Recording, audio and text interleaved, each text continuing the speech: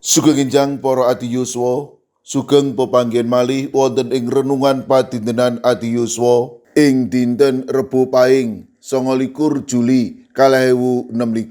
Sumangga dinten punika kita nampeni jejer misbah brayat, misbah brayat. Para ati yuswa, griya ingkang kawangun mawi dasar sela nalika kenging jawah lan angin, badhe tetep kiyat lan boten rubuh. Nanging griya ingkang kawangun tanpa dasar ingkang kukuh, tamtu kemawon gambil risak lan rubuh. Mekaten ugi brayat Kristen, menawi kawangun mawi dasar misbah brayat, papan kangge mirengaken sabdanipun Gusti, tamtu kiyat ngadepi maneka warni kahanan gesang. Wulang bebasan nyerat, pentingipun brayat minangka punjering pendidikan iman lan moral.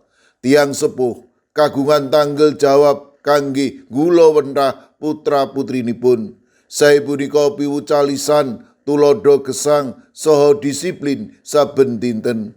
Dasaripun tiang sepuh mucal para putranipun inggih punika ajrih asih dumateng Gusti.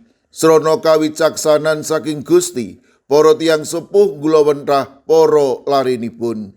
Emanipun kawicaksanan punika asring boten dipun damel awit manungsa rumaos sampun wicaksana tanpa Gusti. Ing konteks gesangipun Israel, asring bangsa Israel punika boten purun gatosaken kawicaksanan saking Gusti punika. Pungkasanipun bangsa Israel gagal bangun generasi ingkang ajrih asih dumateng Gusti. Matemah brayat saha kahanan bangsa Israel dados ringkih. Milanipun wonten pepimut ing Wulang bebasan setunggal ayat 7. Wedi asih marang Yewa iku wiwitaning kawruh, nanging wong padha ngremehake kawicaksanan lan pamerti. Para ati yuswa, monggo sami jujur, punapa kita sampun nyawisaken misbah brayat ing pundi kawicaksanan saking Gusti tansah dipun mirengaken. Punapa malah misbah brayat punika malah kesirep kalian kesibukan piranti digital lan lemahipun iman. Gusti Allah ngersakaken kita mangun misbah brayat ing gesang kita. Mangun misbah brayat punika sanes bab kasampurnan, nanging bab setya mirengaken sabdanipun Gusti. Monggo kita wiwiti mangun misbah brayat kita srana ndedonga mau sabdanipun Gusti ugi ngraosaken kersanipun Gusti. Kita dasari brayat kita srana kawicaksanan saking Gusti ingkang saged nyataken brayat kita ngadepi krisis jaman punika. Amin. Sumangga kita ndedonga. Matur nuwun Gusti. Dinten punika paduka paring pepimut kados pundi kawula kedah mangun brayat kawula srana misbah brayat. Paduka berkahi para ati yuswa saha anak putu kawula ing pundiya papan matemah sedayanipun menika tansah bangun misbah brayat ing satata gesangipun kanthi perkawis ingkang mekaten berkah kegiatan panglipuran saking paduka badhe ugi dipun raosaken. Mirunggan kalau pasrahaken Ibu Diah Kurniani Bambang Joko Sungkowo wilayah Sekawan GKJ Magelang ingkang dasak mangkin mondok ing griya sakit Suraya Magelang, paduka ingkang tansah paring pitulung lan maringi bagas kesarasan. Matemah Ibu Diah Kurniani Bambang Joko Sungkowo menika ingkang nampi wetahing kesarasan peparing paduka. Mirunggan kalau pasrahaken Ibu Sukarjo GKJ Plengkung ingkang dasak mangke nembe nandhang sakit kawula pitados menawi paduka ugi badhe paring kegiatan ingkang linuwih. Matemah Ibu Sukarjo ingkang nampi wetahing kesarasan.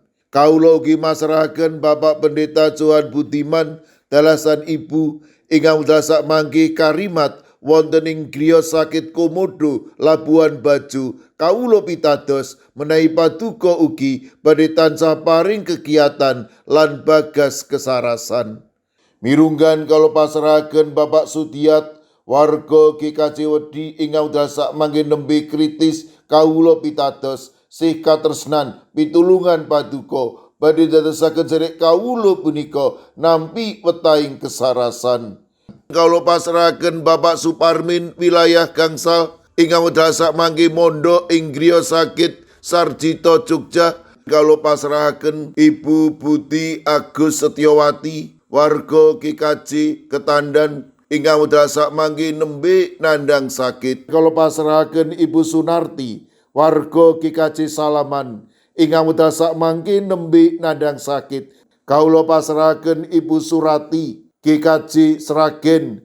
Sawetawis sedherek kawula ing GKJ Wedi, kawula pasrahaken Bapak Sudiat lan Bapak Ibu Danu Sutardi ingkang nembe nandhang sakit. Kawula pitados paduka ugi badhe ngagem menapa lan sinten kemawon amrih tetiganipun menika ingkang nampi wetahing kesarasan. Mirunggan kawula pasrahaken Ibu Agustono wilayah gangsal ingkang wedal sakmangke nembe nandhang sakit. Kawula pitados menawi paduka ugi badhe ngreksa lan paring pitulung matemah pikantuk wetahing kesarasan. Boten kasupen kawula pasrahaken Lari Astama Kusala wayah putipun Ibu Sukarjo ingkang wedal sakmangke nembe nandhang sakit. Sawetawis sedherek kawula ing GKJ Gondang Winangun, kawula pasrahaken Ibu Rusminah, Bapak Paryono, Ibu Suwarni, Bapak Karsono, Bapak Marsudi Raharjo, Ibu Lagimin, Bapak Suyatno, Ibu Menik Salio, Bapak Jarod Sukmono, sedherek Agus Supardiono. Sawetawis sedherek kawula ing GKJ Magelang, Ibu Bambang HN, Ibu Sri Winanti, Mbak Cilik, Bapak Wiharto, Bapak Mangku, Ibu Pratiwi wonten ing pamulihan. Sawetawis sedherek kawula ing GKJ Guntur Geni, Bapak Y Sudenal, Bapak Y Rasidal, Ibu Sartini, Bapak Ibu Supriyono, Ibu Joni, Ibu Daniel Suharyanto, Ibu Pratono, Bapak Stefanus Ngadiono. Kawula pasrahaken sedherek kawula ing Pugeran, Bapak Minto Taruno, Bapak Sugiri. Kawula pasrahaken sedherek kawula ing GKJ Telepok, Ibu Wirya Sumarto, Bapak Yutam, Bapak Karyadi. Sedherek kawula ing GITJ Trangkil Pati, Bapak Ibu Karyo, Bapak Ibu Toyo, Ibu Nani Cahyono. Mekaten ugi kawula pasrahaken Ibu Otniel Ngatius ing Wonosari, Bapak Yohanes Kuncoro ing GKJ Immanuel Solo, Bapak Wijongko ing GKJ Sedayu, ing GKJ Pamong Utomo Kalinegoro Magelang, kawula pasrahaken Bapak Mardiono, Ibu Marsudi lan Ibu Sri Widarti. Kawula pasrahaken Bapak Yohanes Mudadi ing GKJ Tuban. Kawula pasrahaken sedherek kawula ing GKJ Wonosobo, Bapak Yusuf Sunaryo. Sedherek kawula ing GKJ Gondang Winangun, Ibu Lasiem. Duh Gusti, kawula pasrahaken sinten kemawon ingkang wedal sakmangke nembe nandhang sakit lan ing pemulihan. Para adiyuswa ing pundiya papan, monggo paduka ingkang reksa, paduka ingkang mitulungi matemah sedayanipun menika paduka kiyataken lan paduka paringi bagas kesarasan ingkang wetah. Kawula pasrahaken sedaya pandonga pasambat kawula wonten ing asta paduka Gusti kawula Yesus Kristus. Amin. Sumangga para adiyuswa kita tutup pepanggihan kita renungan padintenan adiyuswa kanthi ngrepekaken kidung. Sumangga.